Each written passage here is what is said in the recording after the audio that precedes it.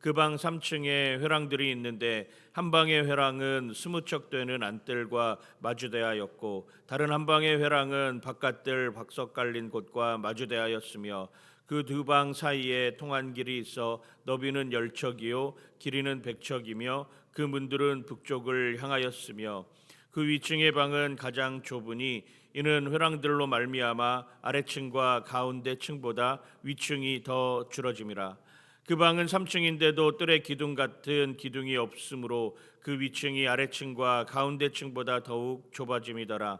그 한 방의 바깥담 곧 뜰의 담과 마주대한 담의 길이는 50척이니 바깥뜰로 향한 방의 길이는 50척이며 성전 앞을 향한 방은 100척이며 이 방들 아래에 동쪽에서 들어가는 통행구가 있으니 곧 바깥뜰에서 들어가는 통행구더라. 남쪽 골방뜰 맞은 쪽과 남쪽 건물 맞은 쪽에도 방 둘이 있는데 그 두 방 사이에 길이 있고 그 방들의 모양은 북쪽 방 같고 그 길이와 너비도 같으며 그 출입구와 문도 그와 같으며 이 남쪽 방에 출입하는 문이 있는데 담 동쪽 길 어귀에 있더라. 그가 내게 이르되 좌우 골방 뜰 앞 곧 북쪽과 남쪽에 있는 방들은 거룩한 방이라. 여호와를 가까이 하는 제사장들이 지성물을 거기에서 먹을 것이며 지성물 곧 소제와 속죄제와 속건제의 제물을 거기 둘 것이니 이는 거룩한 곳이라. 제사장의 의복은 거룩함으로 제사장이 성소에 들어갔다가 나올 때에 바로 바깥들로 가지 못하고 수종들은 그 의복을 그 방에 두고 다른 옷을 입고 백성의 뜰로 나아갈 것이니라 하더라. 그가 안에 있는 성전 측량하기를 마친 후에 나를 데리고 동쪽을 향한 문의 길로 나가서 사방담을 측량하는데 그가 측량하는 장대 곧 그 장대로 동쪽을 측량하니 500척이요 그 장대로 북쪽을 측량하니 500척이요 그 장대로 남쪽을 측량하니 500척이요 서쪽으로 돌이켜 그 장대로 측량하니 500척이라. 그가 이같이 그 사방을 측량하니 그 사방 담 안 마당의 길이가 500척이며 너비가 500척이라. 그 담은 거룩한 것과 속된 것을 구별하는 것이더라. 아멘. 우리 가슴에 손을 얹고 같이 고백합니다. 하나님은 나를 사랑하십니다. 나는 그의 사랑 안에 있습니다. 하나님은 오늘도 나에게 말씀하실 것입니다. 내 마음 문을 하나님께 열겠습니다. 내 생각을 예수님께 집중하겠습니다. 들은 만큼 변합니다. 들은 만큼 반드시 행복해집니다. 한 번 더 예배하고 한 번 더 기도하고 한 번 더 전도하고 한 번 더 큐티합시다. 선과 연결되어 있다라고 하는 거 이거 얼마나 중요해요. 자, 아침에 이렇게 우리 권 목사님한테 듣기로 2층 드림홀에 인터넷이 안 된다. 인터넷이 안 된다. 그래서 우리 당회원 방에도 우리 권사님 방에도 인터넷 송출이 안 되는 것 같습니다. 지금은 되는지 모르겠어요. 그래요. 우리 인터넷 끊기면 우리 새벽 예배 들으시는 분들이 그래도 영상으로 들으시는 분들이 꽤 되잖아요. 이분들은 연결이 안 되는 거예요. 근데 현장에 이렇게 와 계시는 분들은 인터넷이 끊기든지 비가 오든지 어제도 뭐 천둥이 많이 쳐가지고 새벽에 뭐 난리가 나고 뭐 이랬는데 아무 상관이 없다라고 하는 것 아니겠습니까? 여러분 혹시 여건이 되시면 인터넷으로 드리는 것도 좋지만 현장으로 오셔라. 그러면 끊길 일이 없다. 끊길 일이 없다. 이 자리에 오시면 끊길 일이 없잖아요. 변수가 많아요. 변수가 많습니다. 요즘에는 다 전자 제어 장치로 다 돼 있잖아요. 그러잖아요. 자동차도 다 전자 장치로 다 돼 있고 무슨 우리가 집에서 하는 뭐 TV 하나 키는 거 그다음 요즘에는 뭐 다 스마트폰으로 다 커튼도 열고 등도 켜고 뭐 이렇게 다 연결되어 있고 우리 교회에서 오늘도 열심히 일하다가 지친 류 일광이가 오늘은 누가 거꾸로 뒤집어 엎어놨더라고요. 이게 충전이 안 돼가지고 잘못 껴놔서 그런 여건들도 있는데 다 전자장치로 다 되어 있는 이게 선이 있어요. 다 선이 있는데 선이 끊어지든지 아니면 선을 넘든지 이러면은 우리가 활용할 수 있는 여건들이 안 되는 이런 여건들. 오늘 나중에 가면은 그 이야기를 해요. 거룩이라고 하는 이야기를 오늘 후반부에 하는데 그 거룩이라고 하는 것이 뭐냐면 선 넘지 말아라. 사실 이거거든요. 선 넘지 말아라. 너희 경계를 하나님의 경계 안에 둘 것이냐 아니면 세상의 경계 안에 둘 것이냐, 그 하나님의 경계 안에서 세상의 경계 안으로 선 넘지 말아라, 이 이야기예요. 에스겔 40장에서 42장까지 계속해서 성전 측량에 관한 이야기를 합니다. 뭐 몇 척이요, 몇 척이요, 몇 척이요, 몇 척이요. 이 본문을 설교하는 우리 어제 장 목사님도 그렇지만 저도 마찬가지로 부담스러워요. 몇 척 몇 척. 우리 딱 사진으로 딱 보면은 그 딱 느낄 수 있는데, 하나님 이 수치가 정말 우리가 꼭 알아야 되는 수치입니까? 제가 이렇게 말씀을 읽으면서도 그래서 하나님 이 수치가 정말 말씀을 우리가 다 알아야 되는 수치, 이거 없어도 그냥 넘어갈 수 있는 것 아닙니까? 근데 하나님께서 자세하게 이렇게 성전을 보여주시는 데는 이유가 있어요. 왜 그런가 이렇게 생각을 해보니까 하나님의 회복이라고 하는 것이 대충 그냥 일어나지 않는다. 그냥 하면 하고 말면 말고 이게 아니에요. 하나님 얼마나 섬세하시냐면 오늘도 뭐 수많은 이렇게 길이를 재는 이런 것들 나오는데 담장 밖에서까지 나와가지고 성전을 보면서 이게 맞는 건지 안 맞는 건지 막 이렇게 보고 다 재고 뭐 하나 우리 이렇게 설계 도면 그리는 것처럼 말이, 지금은 다 컴퓨터가 다 설계 도면 그립니다. 사람이 다 일일이 그리지. 옛날에는 막 잘 돼가지고 막 다 일일이 그려가지고 뭐 만들고 뭐 이렇게, 지금은 CAD 프로그램에서 컴퓨터가 다 그려내잖아요. 정교하게 다. 근데 하나님은 그 CAD가 그려내는 정교함보다도 더 정교하게, 정말 미세하게 한치의 흐트러짐도 없이 하는 거예요. 왜일까? 회복한다라고 하는 것은 대충이 없다라고 하는 거예요. 우리가 신앙생활한다. 여러분들이 한 사람 신앙생활하는 여건을 만들기 위해서 제가 말씀드렸죠. 하나님의 열심이 작동하는데 그 하나님의 열심이라고 하는 것은 흐트러지지 않는다라고 하는 걸 우리에게 보여주는 것 아닙니까? 40장은 성전 전체 구조와 뜰에 대해서 측량을 합니다. 41장은 성전 전체에 관한 측량을 해요. 오늘 42장은 제사장 방과 거룩한 경계에 관한 구조를 알려주고 있어요. 그 측량한 것을 제가 이렇게 이미지로는 만들어 놨는데, 여러분들 저 뒤에 화면에 보시면 뒤에 화면에는 저 이미지가 나오는데 좀 앞에는 연결이 안 돼 있어가지고 하여튼 뭐 저런 모양이에요. 예, 현장에 오시는 분들을 제가 보여드리면 저런 모양이고, 마지막에 보시면은 저 사진 저 모양대로 그대로 만들어지는 이런 여건이거든요. 예. 저렇게 세심하게 하나씩 다 만들어 놓는 거예요. 하나님 무너진 백성에게 새로운 질서를 주시는 거예요. 성전의 중심은 뭐냐? 우리가 이렇게 다 세심하게 측량하고 저렇게 아름다운 성전을 다 지어놓는 이유는 뭐냐? 하나님의 임재가 그 안에 있어야 된다라고 하는 걸 알려주는 거예요. 겉모습 정확하게 다 만들어가지고 화려하게 저렇게 하는 이 여정, 너희들 여기에 이 겉모습에 취해서 살아라, 이게 아니라 저 성전 안에 계시는 하나님의 임재를 경험하는 여정 속으로 우리를 끌고 가는 겁니다. 이게 중요한 거예요.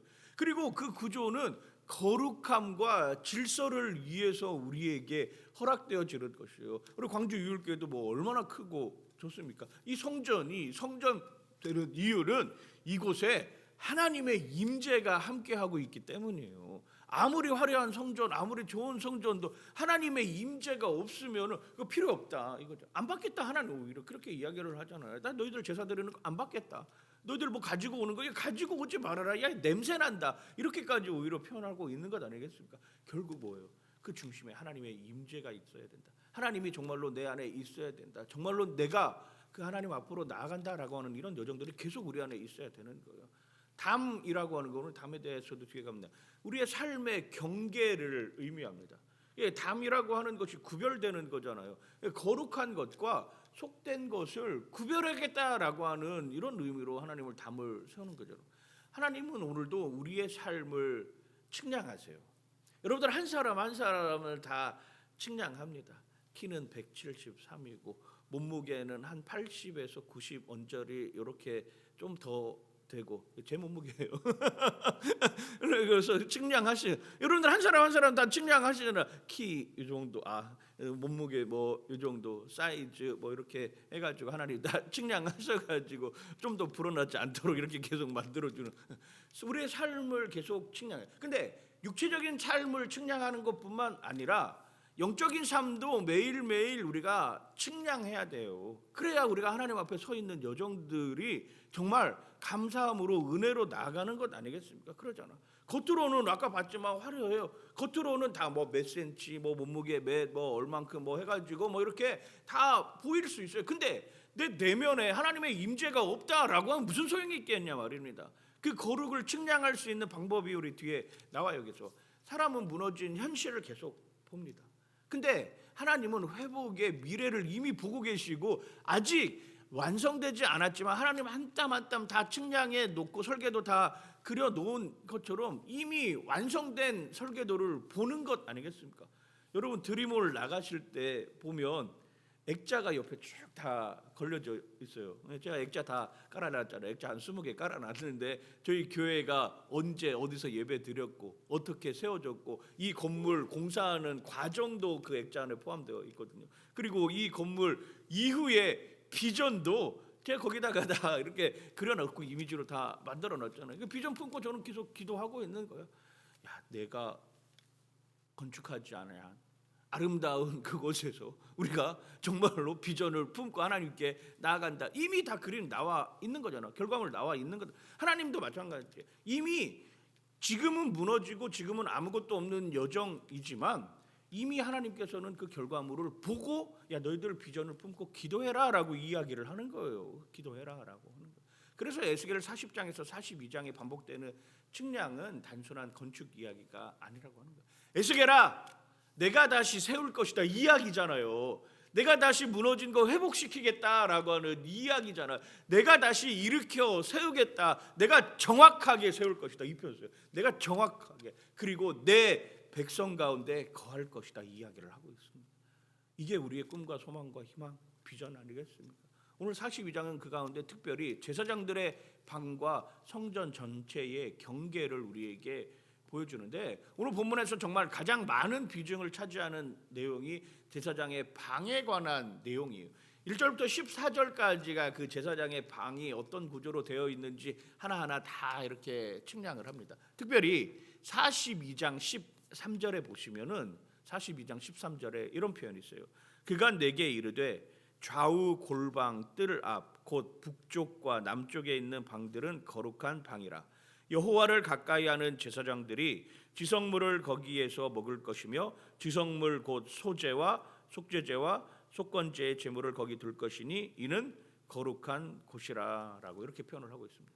제사장들은 여기에서 하나님께 드린 거룩한 음식을 먹었고 거룩한 예복을 보관했고 여기에 속죄제와 속건제에 정말 하나님께 드려져야 하는 여건들을 거기다가 다 마련해 놓았다라고 이렇게 이야기를 하고 있어요. 저는 그 방이 기도의 방이라고 생각해요. 그 방이 기도의 방. 거룩한 하나님의 말씀을 준비하고 함께하는 성도들을 향한 그 기도의 골방이 바로 오늘 에스겔서에 말하는 제사장의 방이지 않을까 이렇게 생각이 들더라고요. 마태복음 6장 6절에 보면 이런 표현이 있습니다. 너는 기도할 때에 내 골방에 들어가 문을 닫고 은밀한 중에 계신 내 아버지께 기도하라.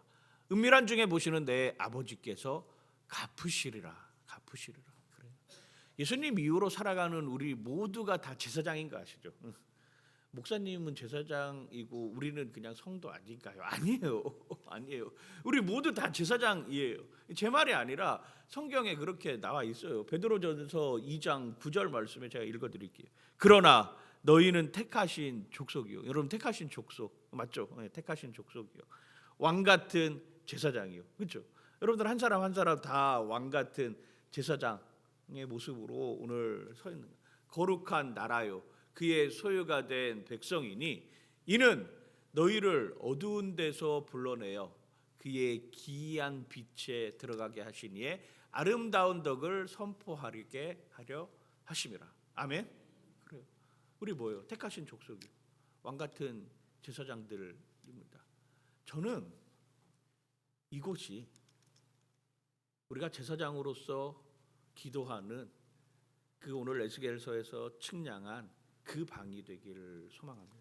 이곳에서 하나님의 임재를 느끼고 이곳에서 제물을 준비하고 이곳에서 거룩한 옷으로 갈아입고 이곳에서 하나님의 임재를 나타낼 수 있는 여건을 만들고 꿈과 비전을 향해서 나아갈 수 있는 그 기도의 골방이 여기예요. 하나님께서 먼저 우리를 거룩한 방, 기도의 골방으로 부르고 있는 것 아니겠습니까? 그래요. 끊임없이 불러요. 야, 네가 기도하고 있는 그 기도의 골방이 어디냐? 그 거룩한 방이라고 부르는 제사장의 방, 네가 하나님의 임재를 경험하고 있는 그 방이 어디냐? 우리 이렇게 물어봅니다. 그럼 저는 그렇게 여러분들에게 말씀드리고 싶어요. 새벽 기도하는 그 자리, 여러분들이 머무르고 있는 그 자리, 여러분들이 예배드리는 그 자리, 아직 세상이 깨어나기 전에 하나님 앞에 앉아서 내 마음을 살피는 그 골방, 골방보다는 골방이라고 하면 엄청 큰 골방인데 우리 드리오리, 이게 여러분들의 기도의 골방이에요. 여러분들이 제사장으로서의 역할을 감당하고 하나님의 임재를 경험할 수 있는 이 공간. 그래서 아침에 하루를 시작하면서 내 삶을 하나님께 맡기겠습니다라고 하는 이 고백으로 시작하는 것이 얼마나 중요한 일입니까? 얼마나 중요한. 하나님, 제가 오늘 어떤 마음으로 살아야 합니까? 오늘 이 기도하는 거잖아요. 우리 하나님, 제 안에 버려야 될 것은 무엇입니까? 오늘 이 기도하는 거예요. 하나님, 오늘 내가 누구를 더 사랑해야 됩니까? 오늘 하루의 삶을 주님께 내어 드립니다라고 하는 이 공간이 여러분 그런 기도의 골방이 되기를 소망합니다. 정말 사람 만나기 전에 하나님을 만나고 세상의 소리 듣기 전에 하나님의 음성을 들어야 되는 것이고, 사역이 많아질수록 기도의 방은 당연히 더 필요한 것 아니겠어요? 만나는 사람 많아지고 하는 일 많아지는 그 순간이 되면 더더욱이 기도의 골방이 필요로 한 것 아니겠습니까? 그래서 제가 아침마다 오면 매일 본당에 들리는 이유도 그거예요. 하나님, 오늘 이런 일도 있고, 하나님 오늘 이런 사람도 만나고, 하나님 사역해야 되는 일도 있고, 하나님 오늘은 말씀이 잘 안 읽혀집니다. 어떻게 해야 될까요? 지혜를 주십시오라고 하는 거. 이런 여정들, 여러분 이런 시간들이 있어야 되는 것. 어떻게 하나님 만나기도 않고 사람 만나냐 말입니다. 어떻게 하나님께 기도하지 않고 일을 시작하냐 말입니다. 어떻게 하나님의 앞에 물어보지도 않고 사역을 구상하냐 말이에요. 그러지 말아라라고. 일이 많아지잖아요. 그러면 사람들은 생각해요. 좀 목사님 제가 바빠서 기도할 시간이 없습니다. 이게 사람을 오히려 하나님과 더 멀어지게 하는 것 아니겠어요? 하나님이 축복 주셔가지고 바쁜 여정이 됐어. 근데 그 바쁜 여정이 되면 하나님 잊어버린다니까요. 이게 잘못된 것 아니겠어요? 오히려 바쁠수록 하나님 앞에 나와야 되는 것 아니겠어요? 빌 하이베르스 목사님 쓰셨죠. 너무 바빠서 기도합니다. 이런 표현도 있잖아요. 그런 것처럼. 그래요. 우리가 바쁠수록 하나님께 기도하는 삶으로 가는 거, 이것보다 더 중요한 건 없다라고 이야기를 하는 거예요. 14절에도 보면 제사장의 의복은 거룩함으로 제사장이 성소에 들어갔다가 나올 때에 바로 바깥들로 가지 못하고 수종들은 그 의복을 그 방에 두고 다른 옷을 입고 그 백성의 뜰로 나아갈 것이니라 하더라. 거룩의 핵심은 뭐냐면 하나님께 구별되어 있는가, 이게 거룩의 핵심이잖아요. 그래서 우리의 질문은 늘 이 질문을 해야 돼요. 이게 세상적인 것인가, 아니면 교회적인 것인가, 아니면 하나님께 속한 것인가, 이 질문 해야 된다라고 하는 것입니다. 제사장들은 하나님 앞에 나아갈 때마다 옷을 바꿔 입는 마음으로 하나님, 그동안 더럽혀졌던 것들 걸어놓고 이제는 깨끗하게 정결하게 거룩하게 하나님 편에 서 있겠습니다라고 하는 이 고백하는 것 아니겠습니까? 거룩이라고 하는 것이 예배당 안에 걸어놓는 옷이 아니라 어쩌면 그 거룩이라고 하는 것은 삶의 방식으로 나타나야 되는 것 아니겠습니까? 그래서 로마서 12장 1절 말씀에 이렇게 이야기를 해요. 그러므로 형제들아, 내가 하나님의 모든 자비하심으로 너희를 권하노니 너희 몸을 하나님이 기뻐하시는 거룩한 산 제물로 드리라. 이는 너희가 드릴 영적 예배니라. 이렇게 이야기를 하고 있는 것 아니겠어요? 우리의 예배는 언제 시작되는가? 여러분의 예배는 언제 시작됩니까? 어쩌면 우리의 예배는 오늘 이렇게 기도하고 저 드림홀 문 나갈 때, 광주 율계 성전 문 나갈 때, 그때서부터 우리의 삶의 예배가 시작되는 것 아니겠어요? 그래요.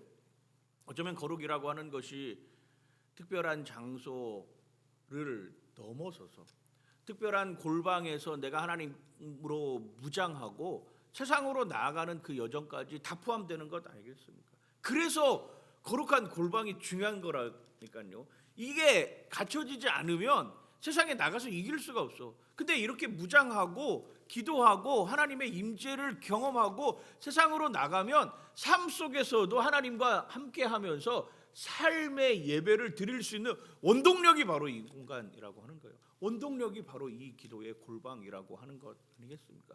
성전 주변에 담 있습니다. 근데 그 담은 단순히 어떤 침입자를 막기 위한 담이 아니라 거룩한 것과 속된 것을 구별하는 경계였다라고 이야기를 하고 있어요. 이 말씀이 정말 중요한데 왜 그러냐면 요즘 경계가 점점 희미해지고 있어요. 신앙생활 함에 있어서도 그 경계가 점점 무너지고 있는 것들이 많습니다. 이 정도면 되는 거 아니야? 아니 뭐 담들 다 이렇게 하는데 우리도 뭐 그냥 이 정도 하면 되는 거 아니야? 뭐 그렇게 뭐 한다고 해가지고 뭐 특별히 달라지는 거 없는데 그냥 그렇게 하면 되는 거 아니야? 여기에 다 넘어져요. 여기에 안 넘어지는 사람 없습니다. 여기에 다 넘어집니다. 허용하는 순간, 조금씩 스며들어오는 그거 막지 않는 순간, 여러분 댐이 뭐 그냥 구멍 하나 있으면은 그것 때문에 무너지는 것 아니겠어요? 뭐 아무리 작은 구멍이라도 거기도서 조금씩이라도 물이 새기 시작하면은 그것 때문에 무너지는 것 아니겠어요? 똑같은 거예요. 막아 놓는 겁니다. 구멍이 생기지 않도록 계속 보는 거예요. 어디에 구멍이 있는지 없는지 확인해 보는 거. 이게 점검하는 것이 기도의 골방 아니겠습니까? 그래요. 그래서 신앙생활 한 때에는 거룩한 선이 필요로 한 거예요. 봐야 할 것과 보지 말아야 할 것 분명히 있어요. 우리 압니다. 이건 봐야 되는 거, 이거 보지 말아야 되는 거 너무나도 분명히 알아요. 말해야 될 것과 말하지 말아야 될 것도 뭐 분명히 알고 있습니다. 붙잡아야 할 것하고 내려놓아야 할 것, 이것도 분명히 우리가 다 알고 있어요. 가까이 해야 될 것과 멀리 해야 될 것, 거리를 두어야 될 것 분명히 다 알고 있습니다. 근데 이 중요한 건 뭐냐면 이 경계가 다른 사람을 판단하는 위해서 담을 쌓는 이런 여정이 아니라, 거룩이라고 하는 것이 다른 사람을 밀어내기 위한 거룩이 아니라 내 마음을 하나님께 지키겠다라고 하는 이 마음으로 서 있는 게 거룩이에요. 내가 하나님을 정말 온전히 사랑하겠습니다라고 하는 이 모습의 거룩으로 가야 된다라고 하는 것입니다.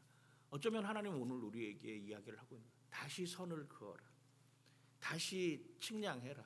내가 보는 것 측량하고, 내가 귀로 듣는 것 측량하고, 내가 생활하고 있는 것 측량하고, 거룩에서 벗어나는 것들 있으면은 제하여라라고 이야기를 하는 것 아니겠습니까? 기도의 선을 긋고, 말씀의 선을 다시 긋고, 예배의 선을 다시 긋고, 거룩의 선을 다시 세우라고 하는 것 아니겠습니까? 오늘 우리의 삶이 그런 선을 지키는 삶이 되기를 정말 주님의 이름으로 간절히 축원하고 축복합니다. 그리고 그 시작이 여러분들이 기도하는 그 기도의 골방에서 시작되길 정말 주님의 이름으로 간절히 축원하고 축복합니다. 기도하겠습니다. 거룩하신 하나님 아버지, 오늘 우리의 마음과 삶을 다시 측량하여 주옵소서. 무너진 기도의 경계를 다시 세우고 흐려진 믿음의 경계를 다시 세우게 하여 주시옵소서.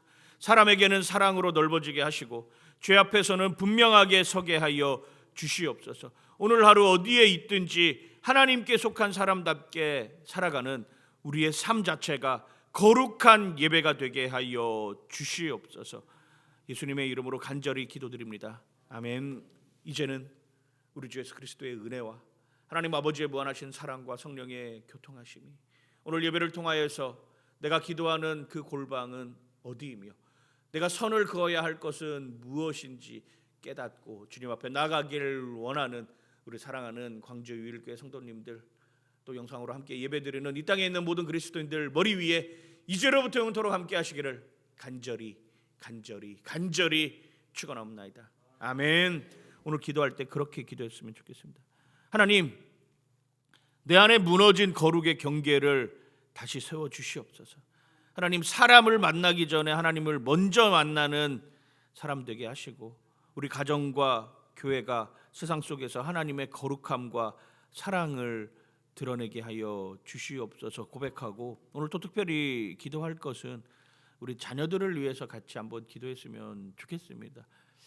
우리 사랑하는 자녀들이 정말 세상의 가치에 선을 긋고 하나님의 가치로 옮겨질 수 있도록, 또 가정의 삶을 돌아보면서 태의 열매를 위해서 기도하시는 분들도 있고, 우리 또 임신하신 분들 복중의 태아를 위해서 정말 간절한 마음으로 기도하고 있는 분들 계신데, 정말 산모의 건강도 또 태아의 건강도 하나님 온전하게 지켜 주시어서 정말 출산할 때 정말 하나님 앞에 정말 가장 기쁜 모습으로 드릴 수 있는 여건이 되게 해달라고 위해서 기도하시고, 우리 자라나는 아이들 자녀들의 삶이 정말 하나님의 선하시고 기뻐하시고 온전하신 뜻 가운데 이루어지기를 소망하는 모습으로 우리 교회와 가정과 나라를 위해서 이 시간 우리 주여 한번 부르고 주님 앞에 기도로 나아가기를 원합니다.